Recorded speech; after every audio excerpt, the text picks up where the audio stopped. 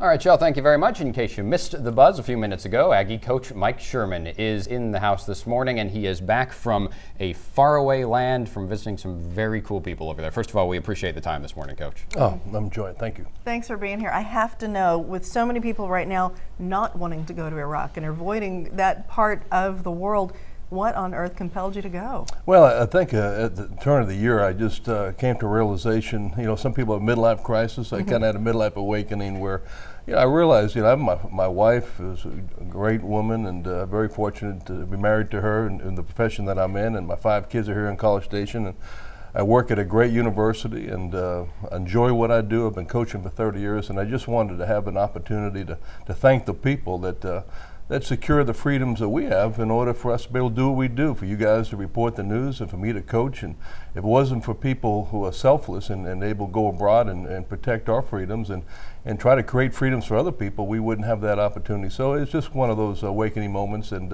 fortunately a lot of Aggies stepped up to the plate and allowed me an opportunity to go do it. So take us kind of through the timeline as far as when you went over there, how many days you had, and what you saw.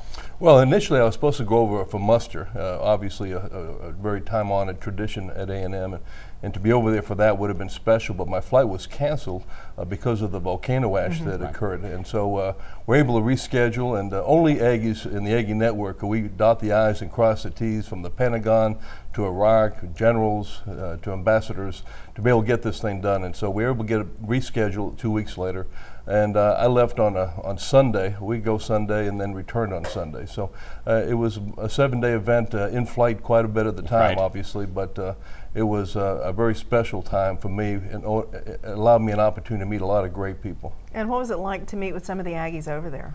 Well, I met with a lot of different people over there, and certainly there's a group of Aggies, and we had Aggie nights during the course of the week where just Aggies showed up, and that was real special. And it just amazes me that these men and these women leave families at home, wives leave their husbands and kids, and husbands leave their wives and kids, and go over there and do this work for us. And but Aggies are Aggies. They're passionate. They're excited about Aggie football. We actually watched the spring game over in Iraq because I brought the tape over with me, and certainly had, as typical, Aggies have their recommendations of what we need to do. So we'll fix what they want us to fix. But it was just a phenomenal trip. Had a chance to meet with a lot of higher ups, the generals, and had dinner with Lieutenant General Cohn, who used to be at Fort Hood, and his staff. And just it amazes me the tremendous leadership we have over there, and the not only the intellect and the tactful way that they go about their business, but the compassion they have for the Iraqi people,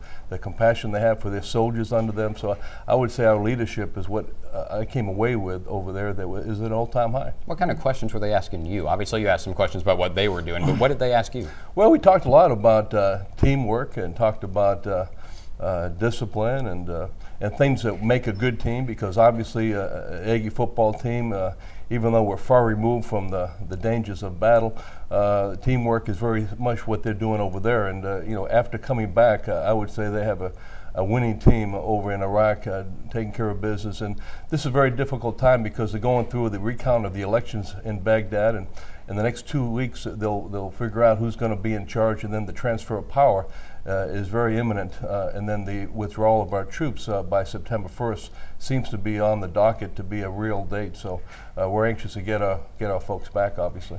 Okay, now you said it was an awakening that made you want to go. Once you were there, was the experience what you had hoped it would be? Oh, it's 10 times what I thought it would be. The selflessness of the people, the camaraderie that they have towards each other for the task at hand really jumped out at me, and also the fact that we're over there, and the oppressive nature of Saddam Hussein regime and what it did to the Iraqi people. They're really good people, and they had no idea how bad it really was until we opened their eyes to what was happening. Obviously they knew that there was a terrorist in charge, but it was even worse than they even expected in relationship to what Saddam was doing without their knowledge. So I think that they're happy we're over there. They're happy that the Americans have stepped up to the plate, and I came back with just being very proud to be American, and that we took the initiative to help secure freedoms for the Iraqi people, but at the same time protect our freedoms over here.